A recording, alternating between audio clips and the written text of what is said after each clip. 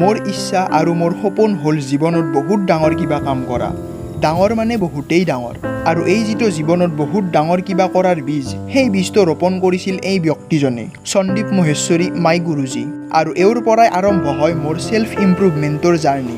আৰম্ভ কৰি দিলোঁ ইউটিউবত ভাল ভাল ব্যক্তিৰ ভিডিঅ' চোৱা, বাহিৰা আৰু আধ্যাত্মিক কিতাপ পঢ়া, যিটো মই কেতিয়াও পঢ়া নাছিলোঁ। ভাৰতৰ ভূমিত জন্মলাভ কৰা মহান মহান ব্যক্তিসকলৰ বিষয়ে পঢ়ি ইমানেই গৰ্বিত হ'লোঁ আৰু প্ৰেৰণা পালোঁ, যিয়ে মোৰ জীৱনত বহুত ডাঙৰ কিবা কৰাৰ সপোনৰ বীজটোত সাৰ পানী আৰু সূৰ্যৰ ৰশ্মিৰূপে কাম কৰি পুনৰুজ্জীৱিত কৰি দিলে। থিৰাং কৰিলোঁ যে জীৱনত ডাঙৰ কিবা কৰিমেই, কিন্তু এই কথাখিনি কাৰ্যৰূপত মই পৰিণত কৰিব পৰা নাই।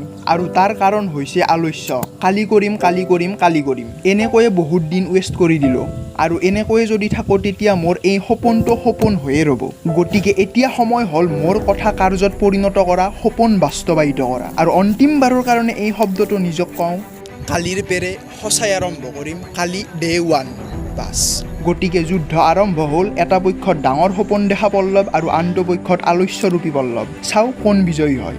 গতিকে কালিৰ পৰা দেখা যাব মই কিবা কৰিম না এনেকৈ গোটাই জীৱন লেকচাৰে দি থাকিম। আৰু ইয়াৰ আপডেট আপোনালোকে ভ্লগ আকাৰে অহাকালিৰ পৰা পাব। আৰু শেষত মই নিজক এটা কথাই ক'ম, দ্য ৱাৰ ইজ অন।